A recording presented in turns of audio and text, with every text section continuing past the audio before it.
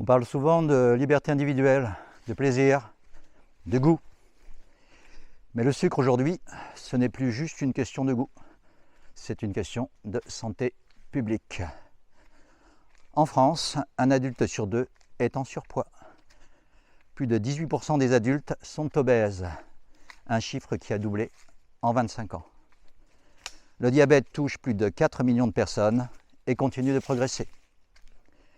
Plus grave encore, l'espérance de vie en bonne santé stagne, voire recule dans certaines couches de la population, certaines catégories sociales. Et les projections ne sont pas optimistes. Selon plusieurs études, les enfants d'aujourd'hui risquent de vivre moins longtemps que leurs parents, pour la première fois depuis des générations. Comment en est-on arrivé là? Et surtout, à quoi sert vraiment le sucre? Est-ce qu'on en a besoin? Est-ce qu'on peut s'en passer? Quels sont ses effets réels, au-delà du petit plaisir du goûter ou du dessert? Bienvenue sur la chaîne du Vieux, je suis le Vieux. Et pour ceux qui ont suivi la vidéo de la semaine dernière, je suis juste dans le prolongement de ma précédente promenade. Là, je suis entré dans la petite forêt et je vais essayer de vous montrer. Il y a des arbres magnifiques, un bouquet d'arbres, notamment là-bas. Oui, c'est celui-ci. Je ne suis pas venu depuis très longtemps et j'espère que je ne vais pas me perdre. Alors oui, comment en est-on arrivé là et surtout à quoi sert vraiment le sucre?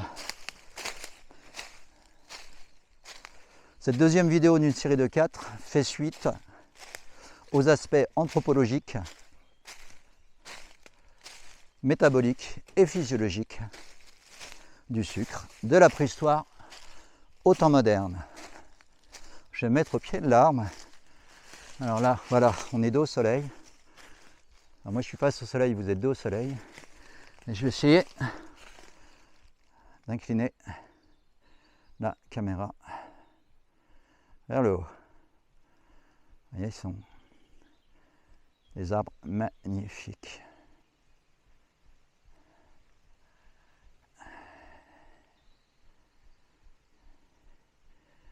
Je vais me remettre en suivi.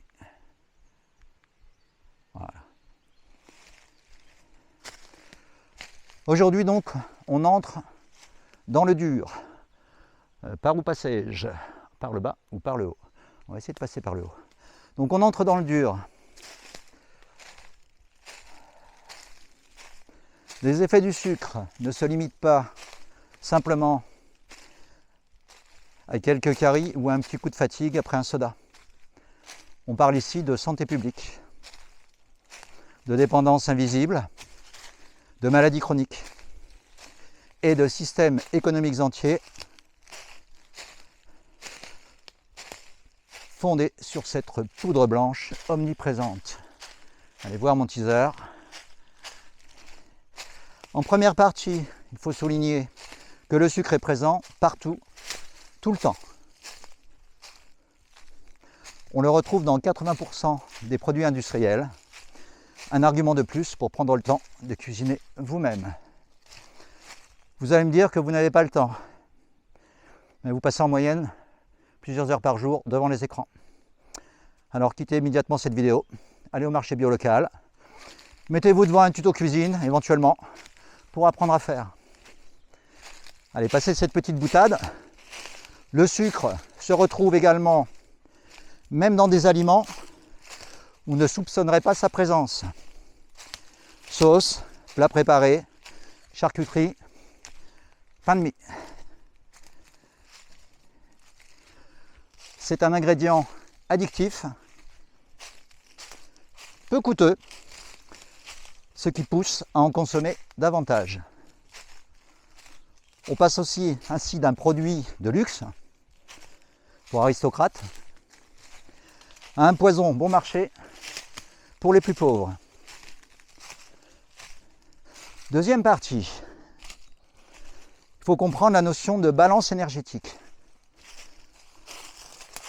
Ça se dégage. Et puis, cette balance et ces dérapages possibles. Le corps humain repose sur un équilibre entre les apports et les dépenses énergétiques. Exemple 1. Une personne sédentaire peut prendre du poids avec seulement 1800 kcal par jour si son activité physique est quasi nulle. Exemple 2. Un travailleur de force, un athlète ou un ouvrier agricole peut consommer 3500 à 4000 kcal, le double, plus du double, sans prendre de poids, voire en maigrissant.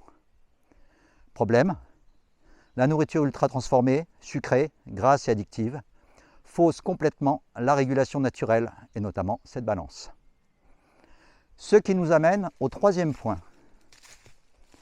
les effets métaboliques du sucre et les maladies associées.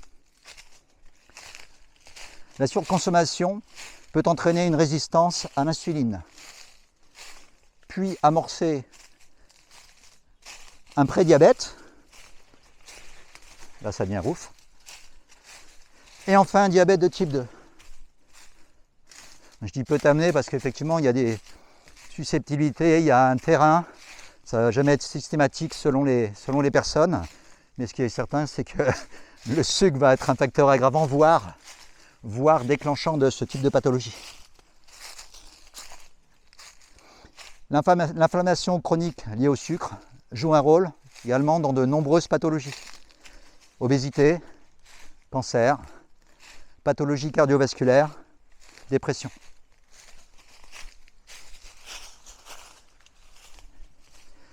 Les effets sur le foie. L'excès de fructose, notamment les cirrhoses industrielles, peut amener à la stéatose hépatique, non alcoolique, foie gras métabolique. Le sucre déséquilibre le microbiote intestinal, ce qui a un impact sur l'immunité, la santé mentale, l'énergie.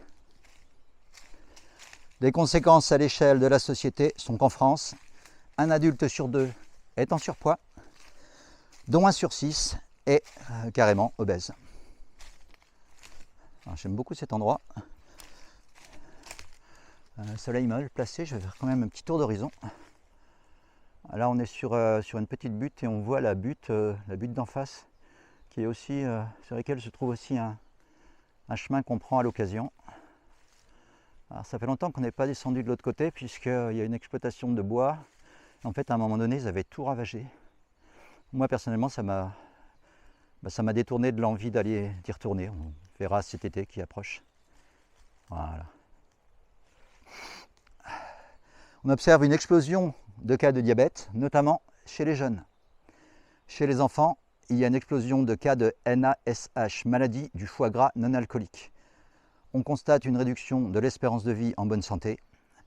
On vit peut-être plus longtemps parfois, mais plus longtemps malade.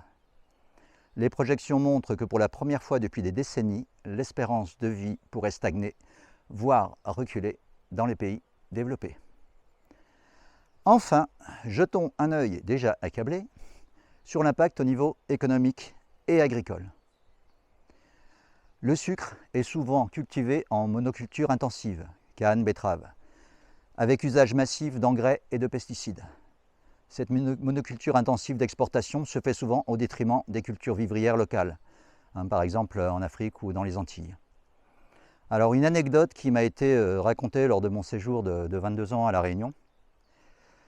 Un planteur de canne se pointe chez le concessionnaire automobile local. Chemise sale, déchirée, savate en plastique, là-bas on dit savate de doigts, savate en plastique à 2 francs. On lui aurait donné la pièce. Il sort une liasse de billets, c'était à l'époque où l'on pouvait encore faire de gros paiements en liquide, et il achète cash le dernier 4x4 flambant neuf. Alors là-bas, les gros planteurs de canne à sucre se font subventionner massivement par l'État, qui achète leur production à plusieurs fois le cours du marché mondial. Et pendant ce temps-là, La Réunion, malgré un climat favorable à l'agriculture, importe 80% de ses fruits et légumes. C'est pareil en métropole, où les petits producteurs paysans bio doivent acheter leur label, alors que les gros céréaliers se gavent de subventions. La politique agricole commune de l'Union européenne attribue des aides directes à l'hectare, indépendamment de la qualité écologique ou nutritionnelle de la production. Résultat, les grandes exploitations céréalières, blé, maïs, colza, touchent la majorité des aides publiques. Exemple, les 20% des plus grosses exploitations françaises reçoivent 80% des aides de la PAC. Certaines grosses fermes perçoivent plus de 100 000 € par an, quand un maraîcher bio peut recevoir 0 aide directe, voire quelques centaines d'euros. Il y a décidément quelque chose qui ne va pas dans ce monde. Donc fin de ma parenthèse Social Justice Warrior. Au niveau éthique également, la production sucrière a été historiquement liée à l'esclavage et à la colonisation. Aujourd'hui, elle alimente une industrie agroalimentaire mondialisée qui fragilise les écosystèmes et la santé des consommateurs. Alors en conclusion, le sucre, un poison moderne?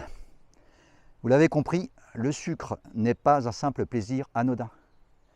Il est devenu en quelques décennies un facteur majeur de déséquilibre personnel, de souffrance collective et même de drame sanitaire. Il pèse sur notre santé mentale via la dépendance, sur notre santé physique via le métabolisme et même sur la cohésion sociale en touchant de manière disproportionnée les populations les plus modestes. Ce n'est plus seulement une affaire de poids ou de carie, c'est un problème de civilisation. Et pourtant, il continue d'être valorisé, promu et intégré partout, dans nos supermarchés, nos cantines, nos publicités, et parfois même dans nos discours officiels sur l'alimentation. Un engrenage systémique et une question de fond, pourquoi en consomme-t-on autant?